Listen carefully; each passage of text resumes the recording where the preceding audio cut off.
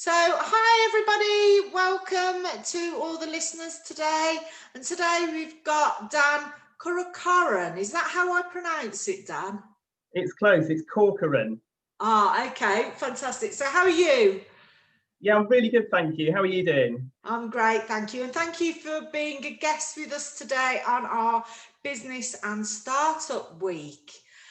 So let's launch straight in. So tell me a bit about you. What do you do? Where are you based? Thank you very much. Thanks so much for inviting me. It's really good to be here. I really appreciate it. So I'm Dan Corcoran. I'm the owner of Reedmace Solutions. I'm a business based in Bromsgrove. As you can see, I'm working from home nowadays, like many people. Essentially, what I do is I provide talent acquisition for tech startups.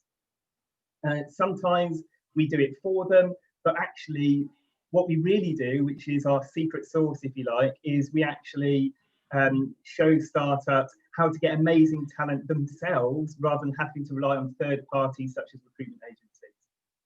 Yeah, because I remember when we first spoke, we spoke a lot about this, didn't we? And I was sort of saying, well, is it recruitment? But you was telling me actually it's a whole lot more than that.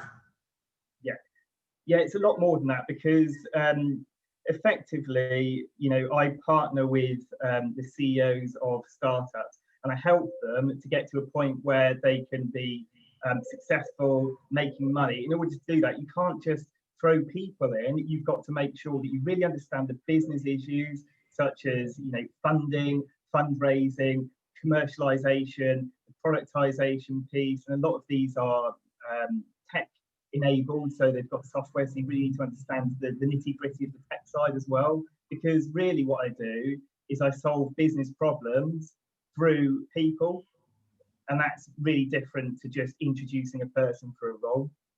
Yeah, so it's more of a strategic role really in supporting CEOs that obviously have a lot of different things to deal with, so you help the whole strategy side of people by the sounds of it, and getting the right people in, I hope, for those tech startups. Yeah, exactly, because I think what most people do is when they look at hiring, and hiring is a really small part of talent acquisition, but when they look at hiring, they try and get a person in, but what they tend to skip, especially in startups where they may lack some of the expertise, they skip that strategy piece. So it's really about understanding the strategy, helping them to set the strategy, and then to align the people to deliver that. And that's completely different to saying, I would like to hire, a finance person or whatever. This is stuff that's really taking the business forward. Yeah, that absolutely makes sense, and a really good approach, if I'm honest. Now, I'm interested about you and about your career path, and what led you to do what you do, and where has your expertise come from?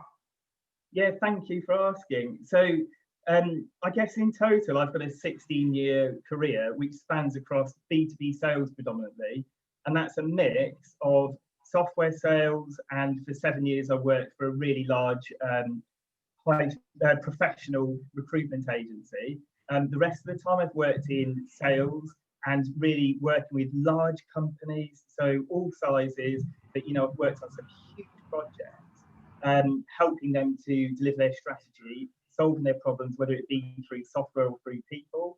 So I actually started my career, I started out in a factory in Toshiba, close to university, and they had a bunch of waste. They were actually throwing out skip loads, which was costing them thousands of pounds, of plastic, which is LDPE and HDPE.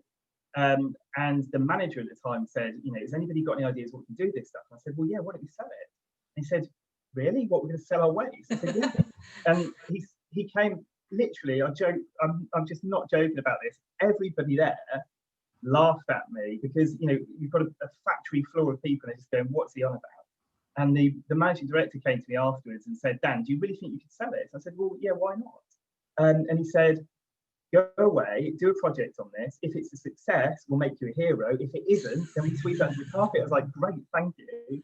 So I did some research. It wasn't that difficult. So I researched it and realised that the two different forms of plastics actually could be pelletized and reused in manufacturing processes. And I picked up the phone. I knew nothing about sales. You know, I wasn't professional. I'd done a degree and that was it. And I picked up the phone to a bunch of companies that use the plastic in their manufacturing processes and said, we've got, you know, X amount of tons of LDP and HDP. Would you like to buy it? And they said yes. And literally everyone I rang said yes. I couldn't believe it. So that's how I kind of got the buzz for sales, because I helped a service department go from being, you know, a non-profit based department to making hundreds of thousands of pounds in the first couple of months. And I thought, do you know what? There really is something to this. I should build a career out of it. So I went to London and I worked in a software company. I did everything from cold calling through to contacting really big companies selling live chat, which in those days, like we're using live chat now, right? In those days, it's for commercial purposes. Nobody used it, and they didn't really understand the internet. People were giving me reservations like, why would I use live chat to sell my products? People want to go into a store and look at clothes before they buy them. Yeah. Of course, now it's just given that you buy stuff online. So yeah, I worked in this hard knocks sales environment, selling this, you know, software which was, you know, 10,000, 20,000 pounds up to 100,000 pounds for the software to large corporates. And I did that for about 4 years. And then I moved into recruitment. Then from there, I moved back into sales because I always saw myself as a professional salesperson. And during that time, I'd assembled probably about 200 sales teams on behalf of big and small organizations. Wow. So yeah, it was amazing. You know, I was in and out of boardrooms, I was pitching, I was making money. You know, I did about £1 million in that time, actually, in 7 years, and I just loved it. And I went back into professional sales. I sought a bigger average deal size. I was working some huge projects, you know, multi-million-pound projects.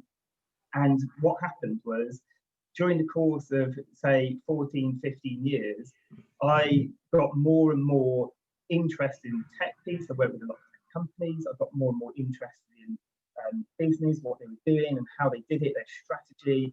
And I was rubbing shoulders with some really senior people. And so I got really good grounding in business, how it works, and how to help companies succeed from a strategic point of view. I moved into managed staffing, which is like recruitment on steroids, that's what I say. Managed staffing is where you approach a company that has a lack of skills, normally around IT, and you say, look, what are you trying to achieve here? There's one company, really large company, we all know them, they provide electricity and gas, and they had a lack of skills around data science, and they needed about 300 people in a team to fulfill what they need to do. And I said to them, this is what you do in managed staffing. I said, look, I don't necessarily have those people, but I do have the ability to A, manage the project to fruition, and B, hire the right people. So that's what we did. We took the problem, we solved the problem, we managed the problem, and then we brought in the people as well. And that's what we did with managed staffing. So from there, and I'll give you a real potted history to try and keep it condensed, but basically from there, I realised I started working in this tech startup. They went from 0 to 50 people in the space of a year. Wow. Now, I'd worked on some really big projects in recruitment. I got lucky and I'd worked on some huge projects where we'd assembled sales teams. In 2010, I assembled a sales team for a major, really well-known provider of stationery in worldwide. And they launched from the US to the UK, they launched the UK B2B arm. And I was really fortunate. I got involved in this project. And in January 2010, I put together an entire team for them, 15 people, to hit the SME space. And I helped to get those people up to scratch. And they went from something like 0 to 63 million in 3 years. Wow. So I have this, I'm a B2B sales expert because I'm a B2B sales guy. And I spent years training and getting good at my trade. And then I took that and helped other people to repeat that success, which is all about commercialization and how do we make money from what we're doing properly. And what I realized was, with recruitment in particular, I loved my days in recruitment. However, if you talk to a tech startup and you say, you know, you want to hire some people, fine, you want to get from A to B, so you want to hire a salesperson. If I say to you, the answer to that problem is, let me send you 100 CVs, the problem with that is, they don't know what good looks like. They've never enjoyed that success. Yeah. And they don't know how to go through a process of working out whether those people are the right people. And that's across the board with sales, IT, finance. Essentially, they don't know what good looks like. And sending them CVs is not going to solve that problem. Yeah, yeah. It won't be amazing game-changing talent. So I realised there was a gap in the market there, because actually they didn't want to use recruiters. They wanted to be able to repeatedly hire amazing talent. Yeah. So I thought, what if I could teach these companies to repeat the success I've had in my career with a clear framework, a clear process, and with the help of software and my consultancy. And what happens is I can either teach them to do it, or I can show them how it's done, and I sit with them side by side in their company as part of their business. And then when I'm finished, I replace myself with a talent acquisition expert who can continue good work. So right. You get rapid growth with amazing talent, rather than trying to find your way through the hiring process by going out to agencies, for example, who work on a no-win, no-fee basis, which really doesn't work. And the reason it doesn't work in startups is if you want to scale up, you've got to get it right first time. Any mistake is extremely costly. But a normal business, if they're going to hire somebody, you can afford, if you've got a team of 20 salespeople, to make a wrong hire. You can afford to do that. But if it's your first hire, first on the ground, and you've promised investors, a valuation of 6 million over 5 years, you can't afford to get it wrong, because if you get it wrong in year one, they're not going to give you any more money. Yeah. So I realised the importance, the urgency, and the ability to replicate and do it yourselves was much greater than the need to just get any person onto a seat. And hence that's how my career's evolved anyway. And I came up with this groundbreaking propositions. Not many people out there doing it. There's 2 or 3 players I know of, and they're not based in the UK, who really instill proper talent acquisition, aligning the strategy of the company to the people, the headcount, the succession plan, and the growth of the business over a period of time.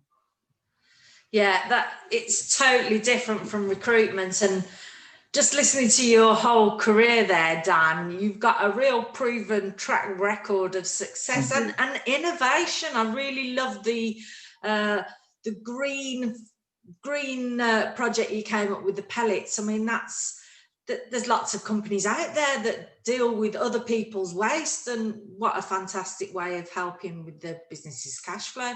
That's really innovative. I think that probably shows how your business, Reedmace, has come out of your innovation and your creativity, I suppose.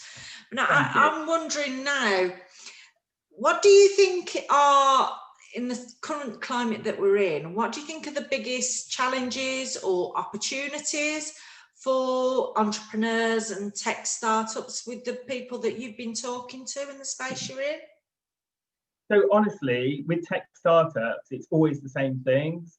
So it's one, how do I get a product which is, best of breed and is going to solve real problems? So I've got a proper product market fit.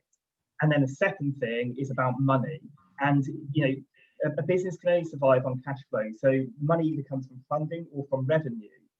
And those are constantly the biggest challenges I've come across. So the tech piece, to some extent, as long as you're getting the right talent and given enough time, it will happen. But the commercialisation piece, actually, it takes, it depends on the type of sale you're doing, okay? Whether it's a small deal, whether it's a large deal, whether the deal's, whether it's a self-service platform and people just subscribe, or whether you actually actively have to, get their ear and say, listen, this is an amazing product, and you're selling it to a big company, for hundreds of thousands or millions of pounds. But either way, the major problems are getting the product and the product market fit, and then realizing some sort of revenue. And where they can't realize revenue because the product's still being developed, they need funding in order to pay for that. Those are the main challenges that I come across. And the other thing that I should mention is one thing that we do really well is, so one of the, I think we might talk about this later, but one of the ladies that I work with, that I mentor, runs a tech startup which is in the fintech space. And what I say to people I mentor is, look, yeah, you can hire somebody, but who is in your industry the absolute pinnacle of your industry? And in her case, it was Martin Lewis. He's really well known. He's very famous. He's a leading thought leader in that space. And I say to these people, what's stopping you from contacting extremely good talent and getting them on board as a non-executive director? Because both in terms of convincing customers and people who are going to put investment in your business, the skills of your organisation is the first thing they're going to look at. And if you've got somebody who's amazing talent, then you're miles ahead of competitors. And I did that last year with a Martech business. I hired their chairman, who was an ex-CEO of a part of the BBC. Wow.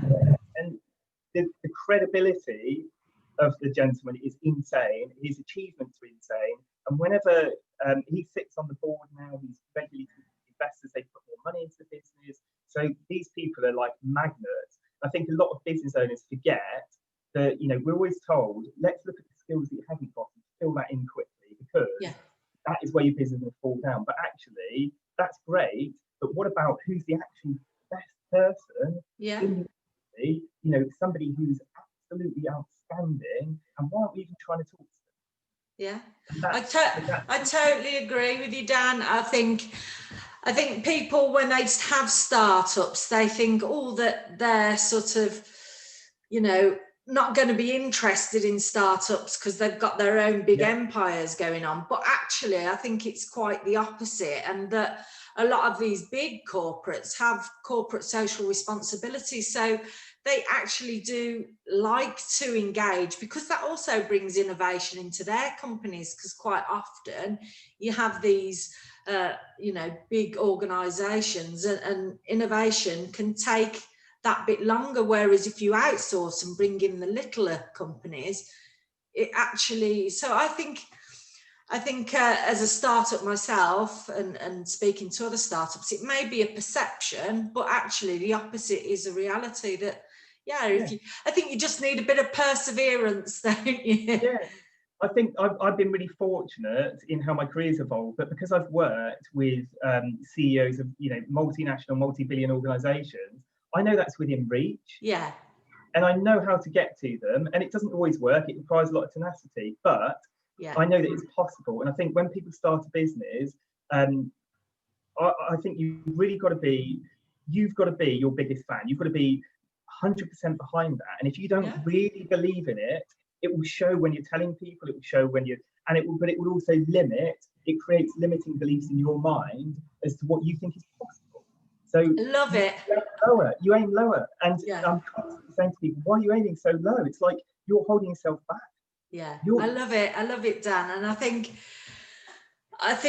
you're very sort of, you've got the right mindset is probably the right way of saying it, as a business startup who wants to grow. But what's would you say is your biggest learning opportunity since you've started, and what would you share with other people that are aspiring to do things like you? Yeah, well, that's a great question. I think honestly, I'm going to tell you something. I'm going to tell you something that happened to me, and I always knew that I wanted to be either in charge of a really big business or running my own business at some point in my career. And when I left university, I had a really good role model who is a family member on my stepdad's side of the family, who ran an IT business, and he's made it really successful. He's doing really good money. He's really happy. He's got work-life balance, got a beautiful house. He's got a lovely family. He's happy and he's successful. And I remember when I left university, I did the Toshiba role to start with, which is the role where I started selling off their waste. And then that came to an end. It was a contract, and it was, I was on like £5-10 an hour. It was honestly, it wasn't paying the bills. Genuinely, it wasn't paying the bills. And I rang him up, and I was at that point I was fixing computers. I used to do it as a hobby, right, alongside the music. Yeah. And I said to him, look, I've come out of uni, I've done this job, I don't know what I'm going to do next in my life. I want to start a business. what do you reckon? You know, you've done it. I could probably do this, couldn't I? And, you know, I was a lot more, I guess, I'm always been optimistic, but in those days I was maybe unrealistically optimistic. I thought I could do anything, right? Which later on you find out you can't do everything, but time will make you good at something if you put a lot of time into it, like playing guitar. And he said to me, this is the best piece of advice I think that I got throughout my career. He said to me, Dan, you're not ready to start a business. What you need to do is you need to go and work for a big business, which I did do for free. Go work for a big business, get really good training in your chosen profession, whatever that is, get really good at it, learn the methodology, become really learned, practice it, do it really well for a few companies. And then when you feel that you're not learning from anybody else, and you know your managers haven't got much left to teach you, and you're at the pinnacle of your career, that is when you're ready to start a business. And I said, well, that's really interesting, because actually a lot of people that I speak to, they go into business for the wrong reasons. They start a business because they've got no other option. Well, that's absolutely the wrong reason to start a business, in my opinion. It may work out for you, and I really hope it does, but if you want to be the best, and I think, you know, I think we should strive to be the best, even if we're not, right? But I think if you want to be the best, I think you need to learn those skills in an organisation that does it extremely well, and then there will come a point in your career where you can take that and use it for your own good, and you can build a business like I have, which solves the problem better because you know it inside out. I think that's the biggest learning curve for me. Don't try and start a business before you're ready, you know, and understand that the point where you're ready is when people don't have as much to teach you anymore because you're an expert. Yeah, that makes absolute sense. So what advice do you think you wish you'd have been given before you started up? It's slightly different from your biggest learning opportunity as to that, but once you actually... So I think there's a few learning curves, right? So along the way, when you run the business, as much as I'm all about bringing in skills, cash flow doesn't always afford you that opportunity. And there are times where, you know, I won some funding from the council to help me along with marketing, for example, last year. Up until that point, I was doing my own website, I was doing my own marketing, my own brand content, and this is all stuff that I'd kind of done in my sales career a little bit, but I wasn't an expert. And you know, I really wish actually there's some skills there that people don't teach you. So procurement is one of them. And procurement, I always call it like the anti-sales, but actually procurement really understands salespeople because they use all the tactics that salespeople use against them to get the best outcome for the business, right? Yeah. But going through that procurement exercise is really important. And I talk to a lot of business owners who say, you know, I'm speaking to this chap, he's really good. You know, I want to hire him. And I say, you know, whatever it may be for marketing, finance, and I say to them, that sounds fantastic. How do you know he's the best provider in the space? And they say, well, you know, I've talked to him, he's got loads of references. I said, that's great, but how many people have you spoken to? Yeah. Right. And I say, well, that's great, but as a business owner, genuinely, I never make my decision based upon one unless I'm an expert in that space. Yeah.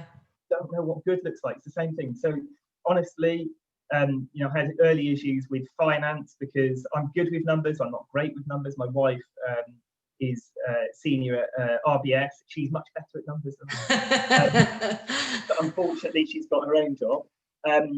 But I think, yeah, the advice that I would have liked actually is, you know, some of those business processes such as procurement, how not to make mistakes. You know, I never make a decision straight away. I always sleep on it or give it the weekend for a start when it's an important decision. And with procurement now, what I've learned is you go through a proper procurement exercise, much like you would with hiring. You scope out everything that you want, and then you find people that match that. What you don't do is talk to the first person that comes along, because they may be good, but you don't know. You've got to assess what good looks like, and then building a framework for doing it. And this isn't something just big organisations do. Small companies that don't do that are missing out. Yeah, that's fantastic. Yeah, fantastic advice. You said you'd been successful at getting funding, which is fantastic. You said from the council. Where are you based, Dan? So I'm actually in the left. I'm between two because I'm in Bromsgrove, which is a B postcode. So I'm actually eligible for help from Birmingham and from Worcestershire. Right. Okay. This was from. If people look me up, they'll see there's a case study on the website and everything with me on it. But this was with the Worcestershire County Council enterprise scheme, and it's easy to find. Actually, sources of funding and granting is quite easy to find, but there's various different types of funding. Obviously, this was a match contribution, so I used it specifically for marketing, and they basically put half of the money up and I paid the rest of the money. But tell you what, in those early days, you can't put a price on good marketing. Yeah, absolutely.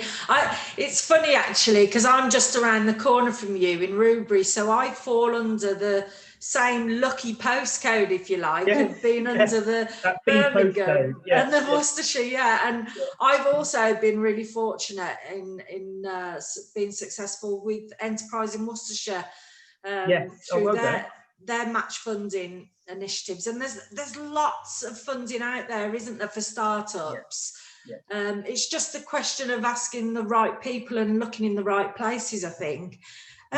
So talking about Worcestershire then, what sort of initiatives have you been involved in with your business? Because I know you do a lot with schools and children and things. Is that specifically in Worcester or? So thank you for asking. It's a great question. So I think the good thing about starting your own business is, I've been in the cut and thrust of business for a long time and I really enjoy it. But when you're working with somebody else, it's, you've got a very narrow description of what you've got to do. And, I've always been involved in charitable stuff. In 97, 98, before I went to uni, I spent a year teaching English to Nepalese children. Wow. Which is cool, which is amazing. Yeah. But as life evolves, you get busier and you become a little bit more selfish. You've got to look after yourself as well. And so when I started this business, part of it for me was that it afforded me the ability to give back. And I've got a 3-year-old, so I'm a father, and I'm really, being in the cutting edge. A lot of the jobs that I work with are at the cutting edge of technology. So the jobs landscape shifted massively. I'll give you a real quick example. If you go into Asda or any supermarket nowadays, what do you notice when you get to the tills? There's no people there. It's robots. There might be one person for 10 tills now. So actually, you think about the impact of that, particularly for the what would be called the lower skilled. I don't mean that in a derogative way, but the lower skilled jobs. Okay. People that want to go and work in a supermarket, there's 1/10 of the roles there used to be in supermarkets now. The landscape's changed with digitalisation and tech being at the front of it. So the jobs landscape's changed, and I really felt that it was a shame because I did all this work with data science, which is really, really cool, really up and coming, and the salary level is extremely high. But it's also a very skilled job that requires a lot of mathematical knowledge. And what I realised was, we're letting our kids down. In China, they hold workshops and lessons for their children around data science, artificial intelligence, etc., which is happening right now and where the jobs of the future are. In the UK, we don't do anything like that. Our computer science is, at those levels, is so far away from the reality of what's available. I don't know if you remember, when I was at school, they had this little turtle. Do you remember the turtle? They had a turtle, and you had a really old computer, black screen, and you type in, go north, 2 paces. Even then, that technology was well out of date. So the technology that the schools are teaching is almost archaic, without being rude to schools, because schools do an amazing job, but they don't have access to the information that I've got, and they're not working at the cutting edge of technology. So I really wanted, because I'm working a lot with people and with careers, I really wanted to encourage, people from backgrounds where they're maybe not as privileged as I've been in my life, and people who, maybe have set their sights a lot lower than they should have, looking to move into the workplace. I wanted to encourage those people, inspire them, and then also tell them about real pathways that they should be considering, because those jobs in Asda, they don't exist anymore. And by the time these people are 18, you know, and I work with young kids right through to university, the jobs won't be around. And in 10, 20 years, they won't be around. Yeah. You know, you can buy a machine nowadays which will 3D print a house. And yes, it costs hundreds of thousands of pounds, but you think about the reduction in labour costs. Eventually, there won't be builders and plasterers, they won't be needed. And anybody going into those trades needs to think, what do I need to do? If I want to go into that trade, what are the jobs that are going to exist in the future? So I work with, in answer to your question, sorry, that's the preamble, but in answer to your question, I work with local Worcestershire schools because it's my area and I can't help everybody, so I want to do as much as I can in the local area. I work with Birmingham schools. I mentor for my old university, so I mentor students that are looking to go into the workplace. And I do a number of mentor activities for tech startups, including university students who are doing their own tech startups for the first time. Right, right. So yeah, I do a lot of outreach work in the business because it's the right thing to do, and it's really fulfilling. You know, really enjoy working with young people. It keeps me young as well. You know. Yeah, yeah. Well, you certainly look young, Dan. So. Thank you. Well, I'm not as young as I look, actually. I'm not as young as So I know that this will go out in November, but yes. For us recording it now in October, I know that you're involved in Birmingham Tech Week as well, aren't you, next week? And yes, and yes. you're involved with, is it Buntwoods? Yes, and you're a chairman SciTech. of their question time. Tell us a bit more about that. Yeah, thank you. Yeah, so I get asked to do a lot of speaking, and one of the incubator programs for tech startups that I work with is Bruntwood's Serendip program, and David Hardman's the managing director there. So we're doing a talk as part of Birmingham Tech Week, which is next week, and that is around accessing jobs of the future. And the interesting thing is, I've hired a lot of people in my time. I'd say approaching well, in 10 years, I've worked on over 300 projects, and most of those have got multiple hires. So we're approaching thousands of people. And so I, obviously, with the outreach I do for schools, etc., and with the understanding of industry and what's going on in tech, I'm really well placed to say that these are the career paths that you might want to think about. This is how you access those jobs. And David actually comes at it from a really cool angle as well, because really educated gentleman himself, fantastic guy, really well known in tech.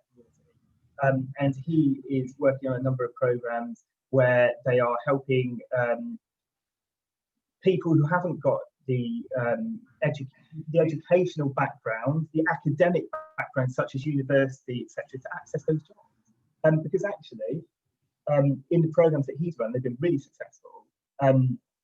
He's realised, and they've successfully brought people in who don't have the academic background. But tell you what, young people nowadays, they're very good with the phones, they're very good with tech. Absolutely. And actually they have a natural ability that maybe people of my generation, you know, don't quite have. I may be a little bit ahead of some people my age because I'm in that space. But even myself, these people, they'll pick up the phones and know exactly what to do, they know where to go, they know how to navigate tech. And so he's coming at it from that angle. I'm coming at it from the angle of what are the career paths you can take, and also what are the qualifications and subjects that you should be doing. He's coming at it from the angle of, actually, you haven't got education, doesn't matter. Doesn't matter. This is how you access those jobs. So we're really hoping that you know, we'll get a good audience of parents maybe, and people who are looking to change their careers or change their lives. You know, maybe someone who wants to work on the tools at Asda, realise there isn't a job there, and really wants to be in tech but doesn't have the education, but it is in their reach. Now, bearing in mind that this will have been in the past, will people be able to access videos or yes. talks? How will they be able to do that? So I would suggest that they look at the Bruntwood SciTech and Birmingham Tech Week's website, which would be really easy to find, and they should search for the name David Hardman, and for myself as well, Dan Corcoran, which is Corcoran. because actually there'll be a whole host of content that comes up there, including some of the workshops I run. So if people want to drop in on some of the workshops, they're more than welcome to. I run an open forum, and everybody gets a chance to speak in all of my workshops. It's very, I like it to be engaging. I don't want it to be just me talking at people. What's your workshops? What's the aims of the workshops that you run? So I take an approach which I've learned from sales, because I think a lot of mentors do the here's the theme, let's talk about it. And the approach that I take is very much at any one given point in time, Marie, you, me, everybody will have two things on their mind. One will be their something personal to them that's going on in their life, and the other will be a business or career-based issue. And my opinion is, as a salesperson, if you want to successfully sell to people, you need to understand those things first, because until you can get those off of that person's mind and help them with that, they're not in a place to help you, and you're not at the top of their priorities. So with the workshops, all we do is overcoming barriers to success. And so we look at it from a commercial or a product point of view, or it may be a personal, it might be mental health. So I bring along a lot of guest speakers. I say speakers, we don't speak, it's interactive, so they answer questions specific to those people, and everybody gets something out of it. But I focus entirely on knocking over their blockers to success, whatever those may be. Yeah, and are your delegates purely from tech space, or can they be from any startup? So yeah, they can be from any startup, and but it's aimed at the tech space. But we do actually have a number of different businesses that come along. Some of them are retail businesses, but using the web as their platform for selling. For example. So I wouldn't. That's not really a tech startup. It kind of is. It kind of isn't. But it's not a deep tech startup. It's not heavily technical. So no, it doesn't matter, because the business principles for commercialisation are always the same. You get your product market fit. You look for the routes to market. You work out who your decision makers are. You work out a plan for you're getting in touch with them and engaging with them, and then you work out the pricing and how you turn that into some sort of a profit, and then you forecast that moving forward. It's always the same. And actually the principles and techniques that we give to people, these experts, like I say, some of the people that I bring are amazing, really game-changing talent. It's amazing, isn't it, that so many startups now will have elements of tech in them anyway, won't they? Yeah. Just we've covered so much in sort of 35 minutes, Dan. It's been fantastic.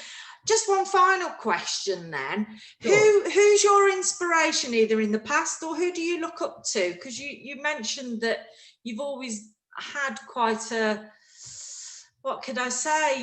You've always been aspired to run your own business, etc. So who's your inspiration? It's a really good question. I guess there's a few people.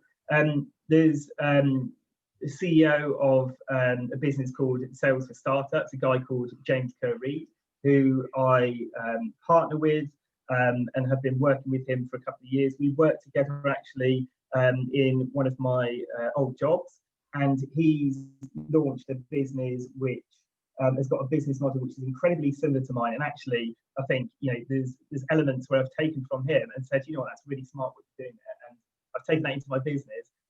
Because he's, we've both come from kind of technical sales backgrounds, and he started before me, and he's really made a successful platform business. But if I may do one more, and I guess the other person, in my life, I'm really fortunate because I've got family members that have been successful, and that.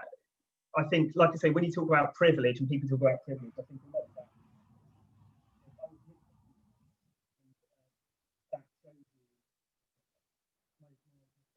Dan, can I just ask you just to move over slightly? It's affecting our audio. Sorry. Oh, sorry. So yeah, I was saying, my stepfather, for example, had a career in finance, and he, over a number of years, when I lived with him, went from being, you know, a finance person to a director to the CEO of a multinational business. So, you know, it's an incredible career. And so, yeah, there's a lot of, I've got a lot of positive role models that I've met along the way. Yeah, and it sounds like it's in your blood. I really enjoyed it. I really enjoyed interviewing you today, Dan. Now, there's going to be a lot of people that are listening in today and thinking, how can they get in touch with you? What's the best way? Oh, anyway, so I'm all over social media. I'm on Twitter, I'm on Instagram, I'm on LinkedIn. If they look up Dan Corcoran, which is Corcoran,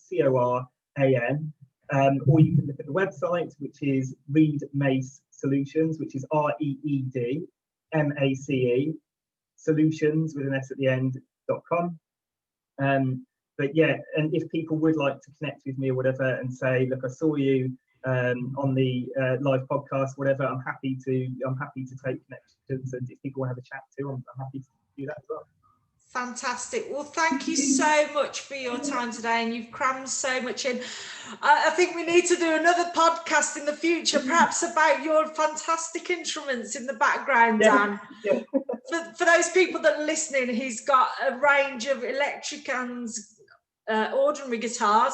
He's already showed me his electric saxophone and a fantastic sax on the wall. So he's clearly a very talented guy. So maybe that's an interview for another time. Yeah, well, if people want to hear the album, I released an album last year. It's a concept piece, and the artist name I go under is Mr. Monkey, and the album is called Mr. Monkey and the Magic Banana, and that was released across all platforms in August on my 40th birthday. So yeah, you can literally look that up on Spotify, literally anywhere, Amazon, it's all over the place. So yeah, people can listen if they choose to. Yeah, you're one talented guy, Dan. Thank you so much for your time today. You're welcome. Thank you so much for having me. Thanks, Dan.